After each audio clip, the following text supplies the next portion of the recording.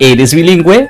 Un programa donde hablamos de la multiculturalidad lingüística y cultural que cohabita en la Ciudad de México. Tika ometlactuacani, se cuicatlactipan nica wey necnequitlatua iguan mitotia ipan Mexicoaltepet. El día de hoy tenemos como invitado a Uber Martínez Calleja. Su seudónimo es Uber Matigua o Uber Malina. Lugar de origen, Guerrero. Su lengua, el Mepa. Es poeta y ensayista Mepa, originario de Malinaltepec, estado de Guerrero. Estudió la licenciatura en Filosofía en la Universidad Autónoma de Guerrero y la licenciatura en Creación Literaria en la Universidad Autónoma de la Ciudad de México. Es maestro de estudios latinoamericanos por la Universidad Autónoma de México.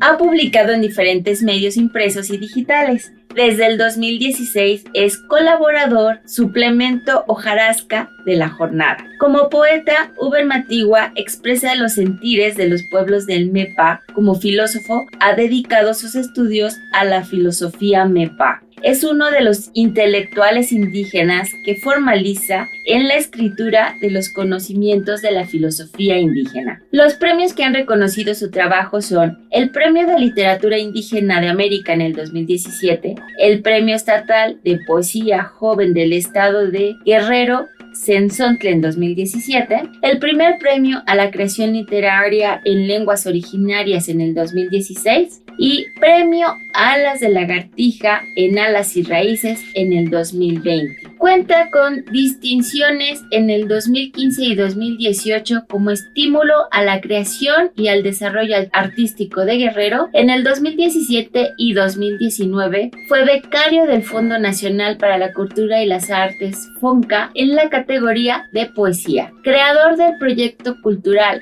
Gusanos de la Memoria, con sus publicaciones más recientes Shuku Shuwaha, Entre Escarabajos y Tunga Indi, Comisario Jaguar, en el 2021. Estamos el día de hoy con nuestro invitado Uber Matigua, contentos de que estés con nosotros para esta entrevista. Pues muchas gracias por la invitación. Estoy muy bien, me encuentro aquí en la región de la montaña. Les mando un saludo. Uber, ¿siempre has escrito como filósofo desde el entorno o se logra comprender a partir de esta forma de ver los actos que un pueblo toma para conservar su entorno? Bueno, yo creo que cuando uno nace en una comunidad y a partir de las experiencias que uno va adquiriendo, los diálogos con otras personas y comunidades, se va haciendo consciente de su identidad, de su memoria, yo creo que eso lo he aprendido en el camino, ¿no? Y sobre todo para mí ha sido muy importante el proceso de escribir desde mi lengua. Eso me ha permitido nombrar las palabras y al nombrar las palabras me ha hecho consciente de todo lo que acontece en mi territorio, que tiene que ver con la lengua, los conflictos sociales, la memoria y todo lo que enfrenta esta cultura para preservarse a sí misma. Entonces de ahí surge el interés por escribir y por nombrar lo que nos acontece. Uber, en el 2021 publicas Comisario Jaguar, que yo no pronuncio en tu lengua, entonces me da mucha pena pronunciarlo en lengua, pero hablas en este libro sobre la cosmovisión de tu pueblo. Como experiencia personal, ¿qué nos puedes comentar al respecto? Bueno, Comisario Jaguar parte de una ritualidad, ¿no?, que se hace en una región particular, que sería la región de Matayuguá, de la zona de Acatepec. Quiero destacar que esta ritualidad no se hace en toda la zona Mepa, sino que se conserva todavía en estas comunidades de Acatepec. Tiene que ver con un ritual de cambio de gobierno que se hace cada año con año. Y para mí es muy importante abordar ese tema desde la poesía o desde el pensamiento para reflexionarlo. Es un tema en el cual nuestras comunidades han sido desplazadas por todas estas formas de gobierno, ¿no? Comisario Jaguar se publica en el 2021. En él habla sobre la cosmovisión de un pueblo. Como experiencia personal, ¿qué nos puedes contar al respecto? Bueno, a mí me parece muy necesario necesario repensar como todas estas otras formas, ¿no? que tienen las comunidades de preservar su memoria. Entre ellas este libro, que es un libro de poesía, está basado en la actualidad del cambio de gobierno, NEPA. Si bien aquí en la región siempre ha habido como una política propia que tienen las comunidades y cómo eligen sus gobiernos y cómo administran su comunidad, pero esta forma ha sido desplazada por la forma de hacer política que traen los partidos políticos, que es una forma totalmente distinta, ¿no?, a la que tienen las comunidades, y entonces esta otra forma pues desplaza a toda esta forma que ancestralmente tenían los pueblos. Entonces, para mí, repensar todas estas formas aún presentes en las ritualidades me parece de suma importancia, porque puede orientarnos un poco para ver cómo resolver problemas desde adentro, ¿no? Desde la manera, desde la experiencia de cómo lo han hecho los pueblos de una manera ancestral, ¿no? Por eso me parece muy importante retomar justo y repensar todas estas prácticas que todavía aún existen en las ritualidades. Dentro de estas prácticas, como bien lo cuentas en esta publicación, para ti, ¿por qué es tan importante que el pueblo mantenga su cosmovisión? ¿Es importante para el pueblo? Sí, yo creo que mantener como toda la manera en la que un pueblo entiende el mundo es fundamental para que ese pueblo se revitalice y se mantenga en resistencia, porque actualmente vivimos una aniquilación sistemática de las lenguas, de las formas de pensamiento. Estamos en un momento en el que las otras formas de ver el mundo se dan de una manera muy rápida, ¿no? Con todo esto de la globalización, de que se impone una sola ideología, una sola forma de vivir, y eso repercute mucho en las comunidades. Ahí se está perdiendo la lengua, se están perdiendo las ritualidades, y eso tiene que ver con toda la racialidad y la violencia que existe hacia los pueblos. Entonces, el hecho de que un pueblo se mantenga desde su idioma, desde su ritualidad, desde su forma de vida, pues es muy valioso, ¿no? Pero más bien la pregunta será por cuánto tiempo un pueblo puede mantenerse todavía de pie desde su propia visión del mundo, viendo cómo es que la violencia que existe de afuera que lo desplaza de una manera cotidiana. ¿En qué momento te das cuenta de que es importante escribir en tu lengua? Yo creo que más que escribir en la lengua es pensar desde la lengua, y yo creo que en ese momento uno se da cuenta cuando se enfrenta a un mundo distinto, a otro idioma totalmente distinto, que es como cuando uno sale de su comunidad y se enfrenta a una comunidad donde netamente se habla el español y es otra forma de vida, y ese contraste hace que uno repiense su forma de vida, en su lenguaje y todo lo que uno le representa y simboliza desde donde viene, y ahí es donde se da el contraste, y ahí es donde uno se siente diferente, y es en ese lugar donde me parece que surge justo reconocerse como perteneciente a una cultura distinta, y ahí es donde empieza todo como de pensarse desde la lengua, ¿no? Y ahí puede uno pensarse de manera positiva, ¿no? Pero también de una manera negativa, en el sentido de que puede marginalizarse uno por toda la violencia que existe de afuera, o reafirmar su identidad. Creo que ambas formas son formas de sortear la diferencia, la violencia que se desde afuera. Has escrito ya sobre la forma en la que tu pueblo percibe la piel. Hoy nos hablas también sobre, lo voy a decir, pero no hablo tu lengua, voy a intentarlo, Shuku Shuhuaja, en 3 carabajos, donde en esto nos haces ver que las personas cargan estos caparazones de colores, pero también nos hablas sobre ellos, sobre cómo están formados estos caparazones. Sí, yo creo que cada cultura pues va a tener también sus animales, ¿no?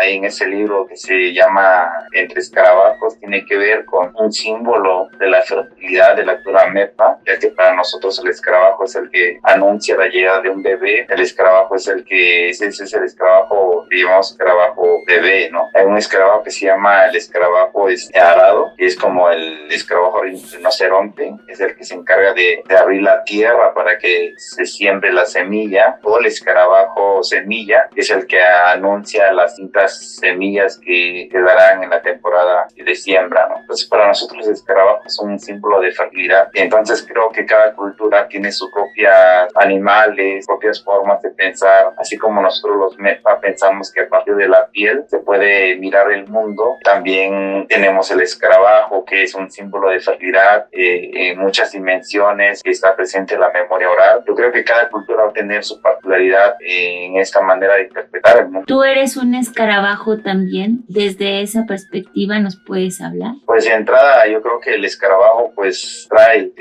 a nosotros los MEPA de entrada, ¿no? O sea, el escarabajo es el que nos trae, es el que anuncia nuestro nacimiento, y en ese sentido pues casi todos somos como el... Vamos a un corte. Estamos en Eres Bilingüe con Uber Matigua. En este lugar, conocido como Los Tres Postes, encontraron enterrado el cuerpo de Arnulfo Cerón Soriano, un defensor de los derechos humanos de aquí, de la región de la montaña. Arnulfo es de origen náhuatl. A un año de la aparición de su cuerpo, quise venir a leerle un poema en su memoria. Arnulfo, nahuajón achuishagu, riguinambilla ni oyoa gamawa. Gita, nashua raun, iyo exoskia, nanehau, gahmashnu, do kubarigita ida, natsu, nashto onyawa, kami, nandiriya shuakia, nagoitsi, Arnulfo, kuba, rimbra tua quina nihwa, nashnashine, inu kubalo, asnushuishe, dime no giwa ahmu, narashnashkamisha, inuaguaka nariahu ikanya Juan bii kamire mohmo lika maraumbamba stuga mirigutsuka naguwa. Arnulfo, en Tres Postes el pájaro huérfano llora con tu voz, tiene en el pico la savia de tu hueso, limpia con sus plumas la tierra molida en tus ojos, picotea el nudo de tus manos y desentierra tu asfixia bajo las piedras.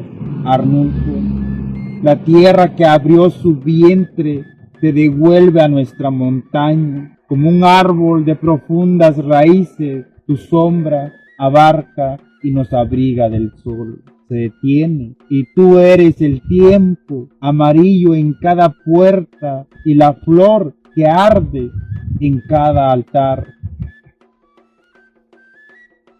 Ya estamos de regreso y seguimos en esta entrevista con Uber Matigua en Eres Bilingüe y Radio UACM.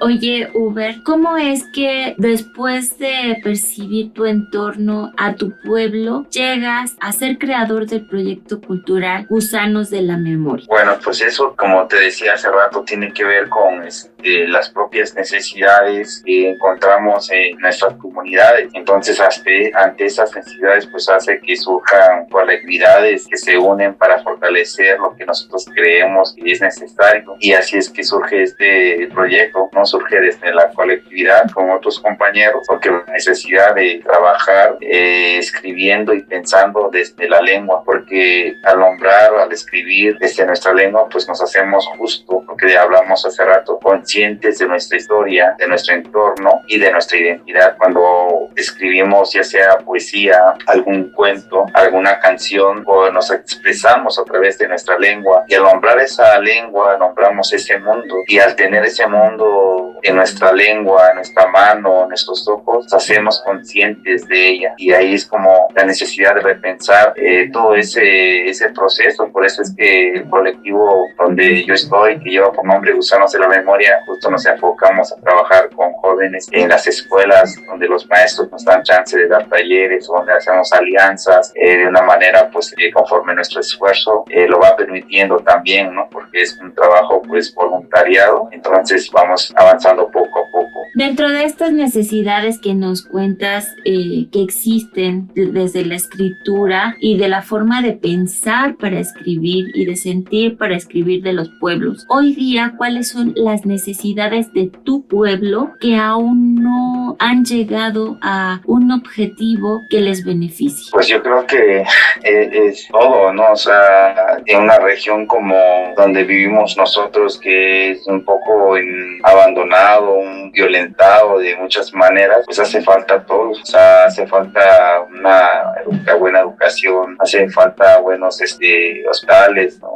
Mucha gente, por no haber hospitales buenos, pues se muere, ¿no? O sea, tienes un accidente en una comunidad, de aquí a que bajes a una cabecera, pues ya son 2 horas caminando. Si ese accidente es de una bala, pues te estás desangrando, y llegar a una cabecera y luego venir a la ciudad de Tlapa son otras 2 horas, y ya pasaron 4 horas, y de esas 4 horas llegar aquí a la ciudad de Tlapa y que no te pueden resolver porque sea un problema más complejo, pues tienes que trasladarte a Chilpancingo o a Acapulco otras 5 o 6 horas. Pues todo ese transcurso es lo que te mata, ¿no? Entonces realmente hace falta muchas cosas en esta región. Hace falta como toda esta cuestión de salud, y hace falta sobre todo el respeto a las formas de pensamiento, o sea, respetar el territorio.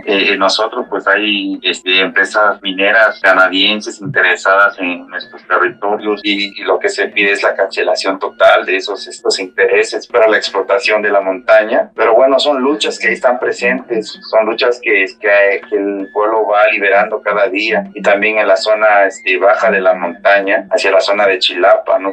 Todo el conflicto que tiene el narcotráfico con las comunidades desplazadas, con la violencia, con los asesinatos de los defensores de derechos humanos, eso es una constante por esta zona. Entonces yo creo que es algo muy complejo, y lo que justo no vemos es el respeto hacia el pensamiento y la forma de vida de las comunidades. Lo que se pretende es desaparecerlas, excluirlas en un mundo hegemónico o quitarles sus territorios. Entonces las comunidades se mantienen a resistencia, por eso hay tantos conflictos, y yo creo que falta mucho, ¿no? O sea, falta mucho como para decir que falta. Yo creo que te diré que falta todo, falta sobre todo el respeto a la vida. Oye, Uber, ¿y cómo es cuando una persona que vive esta resistencia, como tú lo haces hoy día, recibe distinciones, estímulos por creación y desarrollos artísticos o becas como son el FONCA? ¿Qué significan para ti estas distinciones? Pues de entrada las becas son un apoyo económico, ¿no? Que de otra manera no podríamos acceder, y eso a mí me parece pues que las becas son como eso, ¿no? Un apoyo económico que se puede acceder para ayudar a sobrevivir, ¿no? Entonces para mí en ese sentido pues no está como peleado nada el tener becas o tener reconocimientos, porque al final de cuentas las becas y los reconocimientos tienen su propia lógica, y esa lógica que tienen las becas y los reconocimientos siempre será una lógica desde la afuera, ¿no? Porque están pensadas desde una política de Estado que tiene que ver con toda una cuestión cultural desde afuera de las comunidades. Entonces es otra forma de ver todo eso desde adentro, ¿no? O sea, desde adentro eso no tiene gran relevancia, porque aquí es como una vida cotidiana en la cual se está sumergido en ir construyendo, revitalizando lo que es necesario, lo que vemos que está muriendo. En cambio, todo lo que es los reconocimientos y los premios que surgen son realmente pues trabajos que simplemente se dan, se reconocen, pero realmente no tienen un trabajo de base, o sea, no tienen como todo esto de trabajar, por ejemplo, revitalizando las lenguas en las comunidades. Pensemos como un premio como el PRIA, ¿no? El Premio de las Lenguas de América, o pensemos en el Nezahualcóyotl, y en lugar del premio a lo mejor se podría invertir en dar talleres y revitalizar la lengua en cada comunidad. Creo que eso tendría más sentido, ¿no? Que el reconocimiento de los individuos como tal. Pero como te decía, son lógicas distintas, y entonces hay que saber moldearse en ambos caminos, ¿no? Que también no puede estar peleado con el trabajo político que se puede hacer en las comunidades, pero también el trabajo de diálogo que se puede hacer desde afuera, ¿no? A estas alturas, ¿se puede hablar de rescatar la lengua, la cosmovisión, o se habla de mantener la lengua, la cosmovisión? Pues mira, no es que ha sufrido la comunidad, yo creo que eso está sucediendo ahorita, ¿no? O sea, no estamos hablando de cuestiones del pasado, estamos hablando más bien de lo que está sucediendo de manera cotidiana. Y toda esa palabra de rescatar la lengua, mantener la lengua, a veces están pensadas desde una política de Estado, ¿no? Porque pareciera que se tendría que rescatar las lenguas, se tendría que mantenerlas vivas, pero pues no tiene mucho caso si eso no se aplica de una manera, si no se respeta a los hablantes de esa lengua. Entonces yo creo que más allá de esas políticas de rescatar o preservar las lenguas que maneja el Estado, yo creo que cada comunidad está viviendo viviendo de manera distinta, cómo va preservando su propia lengua y cómo va manteniendo la vida en vida. Entonces muchas comunidades la están perdiendo, pero también hay lugares donde la están fortaleciendo, y ha sido una dinámica que ha venido desde hace muchos años, de generación en generación, y hay lenguas pues que desaparecen, y hay lenguas que desaparecen de una manera más lenta y otras de una manera más rápida, ¿no? Pero al final de cuentas desaparecen. Justo es como lo que se ha pretendido o se está queriendo desde afuera. Entonces, en ese sentido, yo creo que los pueblos pues están manteniéndose en resistencia de las maneras en las que ellos pueden hacerlo, y no tanto tiene que ver con las políticas del Estado, porque desde allá afuera, de hasta donde sé, no hay ninguna cosa que sea como realmente encaminado a respetar la vida de los pueblos. O sea, si se tuviera la voluntad, primero se tendría que respetar la vida de las personas que defienden sus comunidades, los defensores de derechos humanos, respetar el territorio, la forma de pensamiento, la política, la religión, todo, la lengua, ¿no? Y eso no se hace, ni siquiera se ha contemplado la visión de cada pueblo en los planes de estudio, donde se generan planes de estudio para la SED. Si todo eso se hace de una manera, esta otra visión ajena a cada una. Si se tuviera la voluntad, yo creo que se podría incluir la visión de cada pueblo en la formación de los niños en los niveles básicos, al menos de educación, pero pues no hay un trabajo serio sobre repensar la lengua desde ese punto. Oye, Uber, a ver, tú tienes estudios por la Universidad Autónoma de Guerrero y por la Universidad Autónoma de la Ciudad de México. ¿Qué es para una persona de una comunidad llegar a estos niveles de estudio? Pues yo creo que como todos, ¿no? Porque bueno, aquí en mi comunidad ha habido muchas personas que se han preparado de una manera mucho, y eso han sobresalido. Como digo, o sea, crecer en una comunidad siempre el camino es como lo triple, ¿no? Porque de entrada, venir de tu comunidad, llegar a otra ciudad, pues es un camino muy largo, pero yo creo que no es tanto el camino lo que importa, sino que lo que importa es el camino de vuelta. Si nos preguntáramos cuántas personas que pertenecen a las comunidades han vuelto a sus comunidades y repensar y estar trabajando desde sus comunidades, yo creo que por ahí más bien iría la pregunta, ¿no? Porque pues como sea, ¿no? Cualquier persona tiene la capacidad de estudiar como cualquiera, aunque las condiciones son limitadas. Muchos paisanos y muchos lo hacen, pero la pregunta, como te digo, es ¿cuál es ese camino de vuelta y cómo se hace ese camino de vuelta a la propia comunidad? Si bien aquí en la comunidad, aunque tengas muchos estudios, puedes tener como doctorados, postdoctorados, las maestrías que quieras, vivir en una comunidad, ¿en qué vas a trabajar, no? O sea, ¿en qué vas a trabajar si no hay fuentes de empleo donde puedas vender o trabajar todo lo que te has preparado? O sea, al menos en ciertas áreas, ¿no? Si son áreas como de ciencias sociales, en mi caso, pues no hay dónde trabajar. Entonces, al final de cuentas, todo ese estudio pues no tiene mucho que ver